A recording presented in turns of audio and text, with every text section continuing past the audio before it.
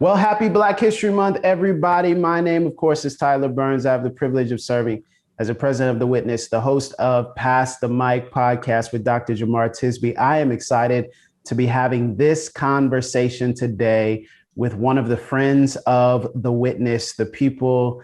There are people in our sphere of influence that we really respect and honor. And then there are people who feel like family. And whenever family wins, you feel like you win. Whenever family soars, you feel like you want to cheer on your family. And if there's one person that we have on our podcast that is family to us, that is 1000% Dani Coke.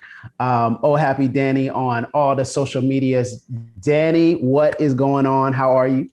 I'm so excited to be here. Thank you for that warm welcome, family. That's how I feel too. So I'm glad we're on the same page. And since we family, I gotta pause here. Since we family, because I know we're talking about joy, and Yes. let's celebrate something that recently happened to you. Listen, if you did not know, Dani, oh happy Dani products are in Target. Now look, What? I remember when you told me this, I remember thinking like, yeah, that's dope, but it didn't click. Right. I was like, Yeah. whoa. And then It when didn't it click came for me out and either. when I saw it I was like, whoa, it's like, it's different. How does this even feel? Yes. How are you processing this? Oh, it's so wild because for me, it didn't click until I posted and told everyone Yeah. this month that it was happening. And I've just been so overwhelmed by the enormous show of support surrounding it.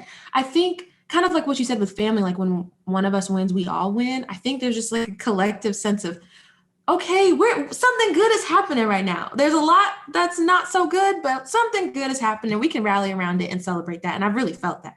But it's just been such an exciting experience to see the messages that I try to put out there with the artwork get into the hearts and homes of so many more people. It's just exciting all around. So they can pick it up at Target. So what you're saying is people can go to Target right now. They're going to slide through and just buy all your products. All the witness audience members just going to clean out every Target. That's what you're saying we got to do. Well, if it's in a Target near you, hopefully it's not every single store, but in a good bit of them, and it's online completely. So if the Witness fan wants to turn out one good time, I Okay, so what I wouldn't think, be look, so what mad. I think we should do is let's do this. We're gonna put the link in the description, put it in the comment on live, whether we're on Facebook or YouTube. You'll be able to see it. And I think we should just go online and clear this out. We should just clear Oh out the Oh Happy Danny wow. store. I think that's what we should do. Yeah, I know the audience members. Listen, if you with me, why don't you put some thumbs up or put a fist up? Says Black History Month. Put a fist up in the chat. Yeah, do that. Do that. Let's go ahead. Dani, we're so proud of you. We're so Thank excited you. for you. And we know this is just the beginning. And then when you get to the White House, don't forget about us. Don't forget about those of us who are still yet holding on in these streets. Right. So don't forget. Right. You will see me nowhere near there, but I understand what you're saying. I understand what you're saying. Well, United Nations, something like that. I don't know. We'll You see. did say that Remember, I before. We'll said, see. remember, see, You did. it's You said listen, it. I have a thing. People who know me know I have a thing where when I say something, it'll sometimes happen. Not all the time. It'll sometimes happen. But Prophetic. listen, don't even get me started. But I am so excited to have you here on The Witness. You're no stranger to our platform, but today we really wanted to talk about joy and what joy means. And that's why we spent some time laughing, talking about the fact that we're family, Mm-hmm. because in the Black Christian context, it is very difficult to maintain and hold on to joy. And it's hard at all for anybody. But if you take the Black Christian experience over the past decade, if you Mm-hmm. take how difficult things have been with COVID-19, with this disparate health outcomes, with economics, all these things swirling around us, and then just the everyday cares and concerns of life, us just trying to live, us just trying to make it, that it's hard to maintain joy. And I wanted to ask one of the most joyful people I know in you, is it hard for you to maintain joy? Because if it's hard for you to maintain joy, that I think that would make us feel a little bit better. Like, is it hard for you to maintain joy, or is you just on a joy cloud all the time? Oh, Like, how is this working? it is 100% hard for me to maintain joy. It gets harder and harder every day. And I could go in a million different directions with this, and I'm sure you'll guide the conversation. But for me, especially as someone with a username of Oh Happy Dani everywhere, who uses such bright colors and is always trying to not put a positive spin on things, but look for the hope in all things, there are many times where I'm like, ain't no hope in this. I'm really done. I'm actually just going to leave this alone. What if I just don't talk about that anymore? Will that give me more joy? And so I really have to fight the urge to ignore things, because I've already learned that toxic positivity, painting over things with a smiley face, does not make things better for people. So knowing for myself, like I may have a more joyful countenance or disposition naturally, like with my personality type, but that does not mean by any means that it's any easier for me to grapple with like today's issues. And like you said, the day-to-day life things that we all have to deal with. It's not easy at all. I'm really glad you mentioned that, because I think that's it's a really helpful corrective for all of us, especially within the context of the church, to not look at people's personalities as all encompassing realities that, okay, just because we're feeling something right now, just because I might be more introverted, or just because I might be more extroverted, just because my Enneagram might be this number or that number, whatever it may be, that doesn't mean that I don't experience the complicated emotions of all of humanity, that I struggle just like you struggle. I'm down sometimes, I'm up sometimes. It just, it varies and depends. What have you found that's made it really hard for that? Because you mentioned, oh, there's sometimes I feel like there's no hope in this. What is the this? Like, what are some of those things that you're looking at and you're like, you know what? Sometimes I don't even know if this particular thing is going to turn out. I'm glad you asked that. Well, in 2020, I feel like many of us believed that we were riding the wave of a hopeful revolution. Like maybe this is the next phase in change. And I'll never forget in 2021, listening to an episode on Code Switch, a podcast by NPR, where they talked about how support for Black Lives Matter in general is lower than it's ever been, lower before summer of 2020. And to this day, 2022, even lower. That, when I first found that out in 2021, I wasn't surprised by it, but I was like gut punched by that reality, because it's true. And I feel that from every aspect of what I do, even as a business, as a content creator, people care less. They do. Black Christians, as people who care about justice, nothing has changed for us. But to be honest, the white majority, especially a lot of people who follow me in my work and engage with the work, they're finding it less and less easy to engage, because the truthfulness of the reality is that it's not going to go away because you are spending a season caring a little bit more than you did before, or you did spend a season caring more. So I think this for me is one, the fact that we have backtracked so much as a whole society when it comes to prioritizing, advocating for justice, and having conversations about race that aren't super comfortable for everyone. We've put comfort on a pedestal, and it's making every other conversation we're trying to have around this topic affected by whether or not people are comfortable with the conversation. And so that in and of itself is very difficult to have these conversations these days. Even though it's always been difficult, it feels so much harder. So many more voices, so much more noise around it. I think also so many more, the platforming of how easy it is for uninformed voices to rise to the surface, and voices that are seeking to profit off of the conversation for whatever reason. I think that's been really discouraging. I love that you mentioned your audience, because this is unique. And I bring this out because I want to encourage Black Christians everywhere. Jamar and I have been talking about this a lot behind the scenes, that everybody comes from different spaces. Everybody is in different spaces. Everybody, whether it's audiences or churches or regions of the country or your immediate family, your sphere of influence. And so one of the things you're mentioning is, okay, I've got an audience of people. Now I've got national attention around the things that I've labored to create that bring hope, but also talk about justice and equity. And a lot of these people are white. And so I'm having to navigate being my full Black self in front of whiteness. Like how hard is that to maintain that joy when you're in front of people that may not identify? Yep. Oh, wait. So with that conversation, I've had to tell myself, And from the beginning, I told everyone this when they came into my space, I'm not a resource, I'm a person. The content that I create is a reflection of my lived experience at this point in time. And I happen to be a Black woman in America. So all of the content that I create will be influenced by that. I don't exist to create to please. I don't exist to create for your comfort. And so I can take a difficult topic, draw it in pretty pastels, and I'm still going to say what I'm trying to say, like regardless of how pretty it is.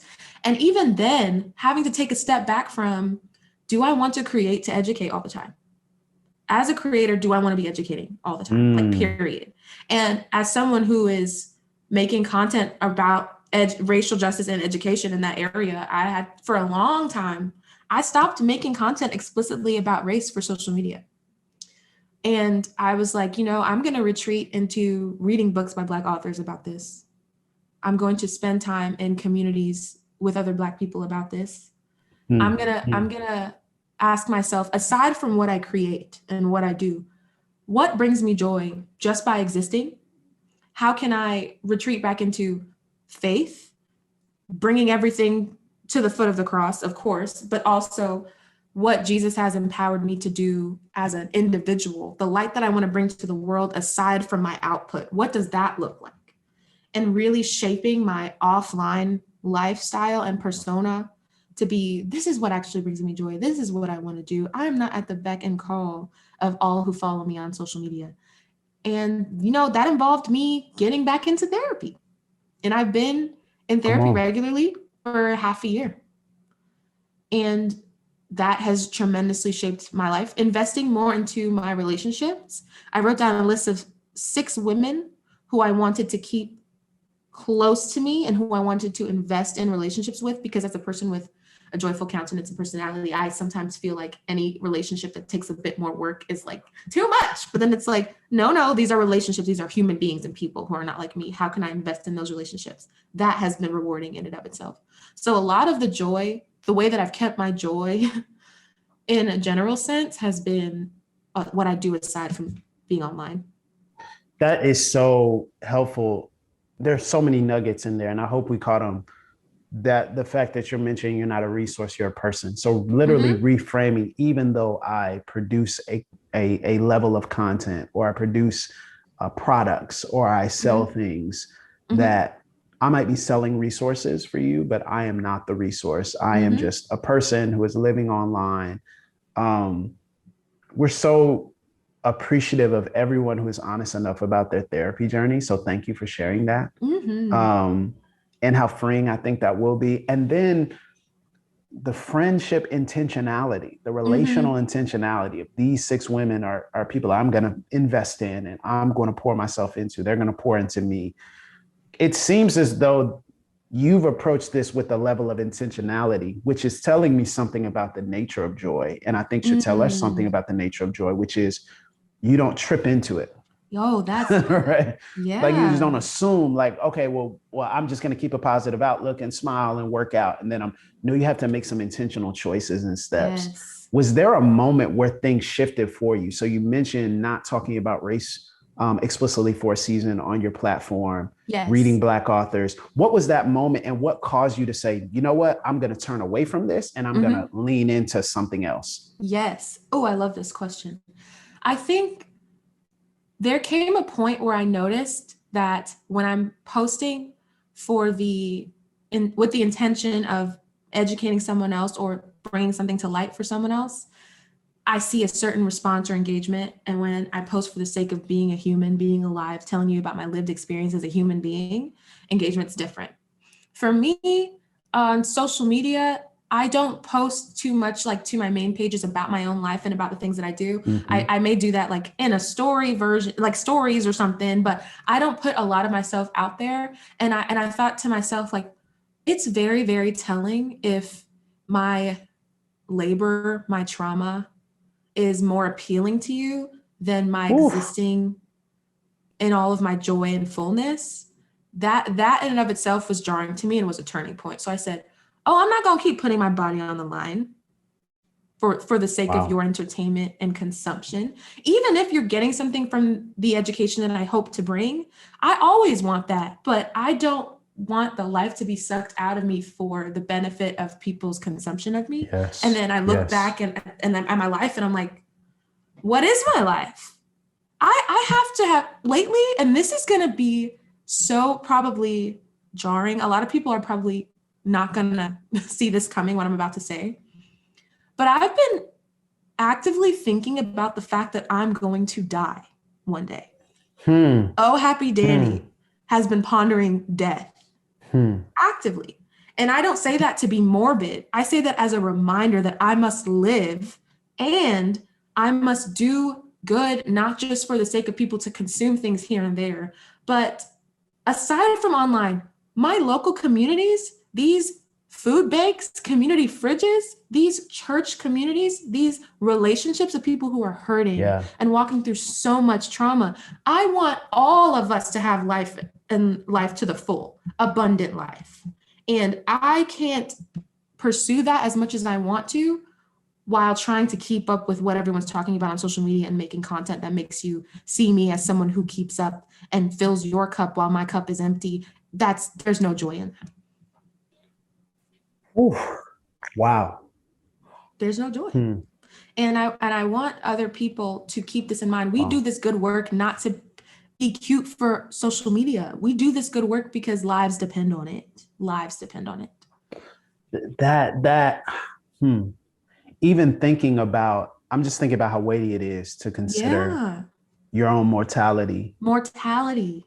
People wouldn't expect that. For me, at least. Not at all, but it makes all the sense in the world when we think about it. Like the fact that it motivates how you're moving and how much joy you have today and how you serve other people and how you care for other. I was talking to one of my mentors yesterday, ironically, and he's been in ministry for, I think, 30 years. And I was talking to him about a situation I'm navigating. And he said, Tyler, I cannot tell you how fast life goes. And he said, I literally sat down with the Lord one day recently. And after 30 years of being in ministry, he's 61 now. And he said, I looked at God and I said, you tricked me. I feel like, I had this honest moment with God that I feel like my life passed me by so quickly. Wow. And he was saying that in an encouragement, he's still doing tremendous things, but he was saying that in encouragement to take every day seriously, like to approach every day as an opportunity to not miss those days and how quickly life will just, slip out of your grasp to the point to where you look at God and say, and God will look back and say, didn't I tell you to number your days? Didn't I tell you to watch your life closely because you don't have forever. And I think that's just such a sobering, helpful reminder that someone like you who's young and successful is saying, I'm thinking about the end so that I live differently in the now. And how many people, who do I want to also experience? I feel as though one thing that also weighs on me is how willing some people, you find this a lot in, honestly, white evangelical culture, how willing some people are to say, like, we're living in light of eternity. Yes, we are. But all of what we do is solely for eternity. Don't even worry about how your life is here on earth. It takes such a grave amount of, one, privilege, but lack of vision for how much of the life that we live on earth is impacted by, that vision of not just being heavenly minded, but earthly good as well. And so that's why I put that on a lot of products too. Be heavenly minded and earthly good. Don't both that and. Phrase. Yeah, that both and. You have to look at it from both ways. And it's easy if you're someone who has privileges in certain aspects, as I do as well. I have privileges in certain aspects. It's easy for me to be like, well, don't worry about this. Just focus on heaven. But when people are struggling through their day-to-day lives under like the weight of oppression, injustice, inequity, it's not as easy for them to say, well, I'm living in light of eternity, And so it's my responsibility to steward that message well and remind all people that, regardless of whatever that looks like in your life right now, you are connected to people who also deserve to live life to the full. And if you think about conversations of injustice, oppression, if you think about it not from the lens of, oh, another thing that I have to do to remember, like another way that I am just uncomfortable and I must be the problem. If you flip that and say, oh, what a beautiful opportunity for me to learn how to love my neighbor a little bit better, help lift that weight off of them however I can, and point them, to what it looks like to live a life more fully and abundant and free because of me taking up the responsibility to do my part in whatever that looks like. So yeah, that is extremely helpful, sobering even. Yeah. Do you feel, there's so many ways we could go with this. Do you feel that I've been struggling with this, and I mentioned this to Jamar recently as well, and a couple of other people said, man, this Black History Month, man, I'm just, yes, you know what I'm saying? I'm just yes. like, and I love us and all we stand for and represent and how beautiful we are and dynamic we are. And we all we got, and I'm tired. Listen, I turned on Hidden Figures. I was like, let me get in the mood. One person looked at Taraji P. Henson sideways with that racist side eye. I had to cut it off. I said, I can't do it. Not this. I'm not there the way I want to be there. I completely understand what you're saying. The minute you started saying it, I said, yes, me too. Because it's so hard right now. And that's the thing that's making, and maybe this is really where I was going with this is, when we see somebody like you win, and really when I see, and it's not even has to be some national thing like Target, but literally when I see my people take a step and succeed and overcome something they've been navigating for a while, or breathe, or start a health journey, or, smile more on social media. It does something to me, more than the pageantry of Black History Month, which is important, but it does something to me to see us breathe fully and live deeply and smile and enjoy these micro moments. It's just doing something to me in a way that I feel like the pageantry of history for the education of others hasn't done for me in the past few years. Now I want to talk about not just our Black history, but our Black future. And what do we do with our Black future? And how do we prepare for that now? How are you feeling in light of that? Because you provide, again, products and resources for people. How are you feeling about the future of how we even celebrate ourselves and Black joy in public spaces? Like, what are you thinking about that? Is this something you feel like is now Juneteenth a holiday? I mean, we just turning up, is it helpful? Like, are you feeling like, oh, this is going to increase our joy? Or is this something we got to remember that we always have to stoke and develop ourselves? Oh, man. That's a question that I'm going to continue to think about even after I answer it. After I stumble through answering it, I'm going to think about it some more. Because, wow, and you even mentioned Juneteenth. And sometimes I think about these holidays where, like, we're just trying to get something, we're just trying to get something that we can collectively celebrate. And even looking at something like Juneteenth, and it's like, is this for me as much as I want it to be for me? Do I feel like Black History Month is for me as much as I want it to be for me? Because we can easily let these moments get hijacked by, like you said, the need to educate others. Or do we have to celebrate in light of trying to give resources and help to other groups of people? Like, are we able to fully sit in these moments and appreciate how far we've come, our resiliency and all that, which gets exhausting. But I think, to answer your question, I think the future of it is going to have to be unapologetically keeping who you are and all of you attached to your work and not separating those two anymore. For me, my word for the year is blossoming.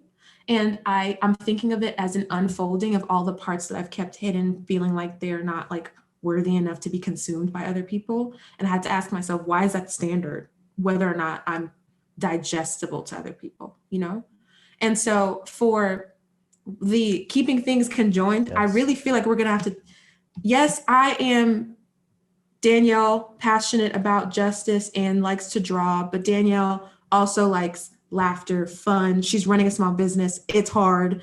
She likes to paint. She likes pretty colors and organizing her pantry. Like there's other things about her. Like there's a Tyler Burns that does Pass the Mic. There's a Tyler Burns that's a pastor of a church, has a family he loves. There's like so much more to us. And I'm no longer divorcing the two things. Me and my work, we're a package deal. And leaning into that more is unlocking so much more joy for me, because it's no longer about, will they engage with that? It's, do I feel happy enough after I post this to enjoy the rest of my evening? Or did this suck the life out of me today? Joy. We can no longer divorce the two.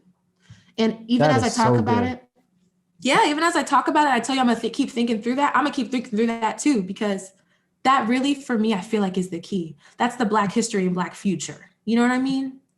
I feel like that's so good. That's both.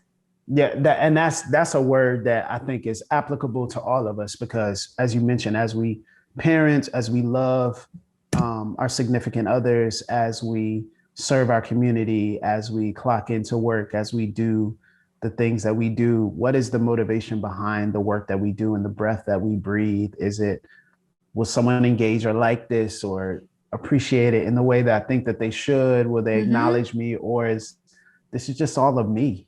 And me living and breathing and existing and doing these things is a gift to myself, as much as it is a gift to others. And ultimately, what our lives are supposed to be, gifts to God, as well. So, Dani, this has been amazing. I want you to look in the camera. I want you to encourage somebody who's maybe a little bit lower. I think you have the gift of encouragement, I think it's a spiritual gift that God has given to you, and a gift of joy, in such a great measure and capacity to speak to the hard things and find hope in them.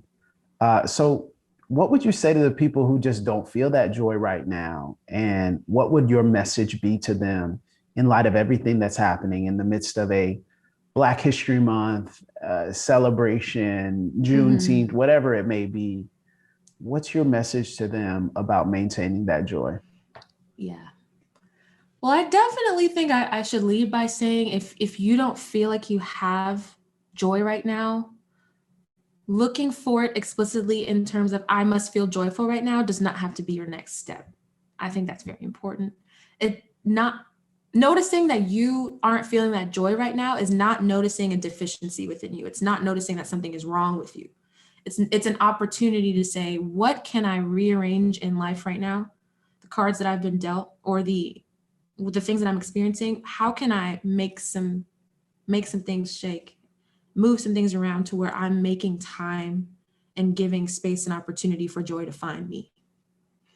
And I think that that's the next step. Not saying, oh, I must manufacture this happiness, but what needs to be put on the back burner so that I can give myself more capacity, more space, more wiggle room to explore what joy could look like and how it could find me. And so that could mean taking some things off of your to-do list, not texting some people back for a minute, taking control of your brain and mind space to be like, I could scroll on IG for the next hour.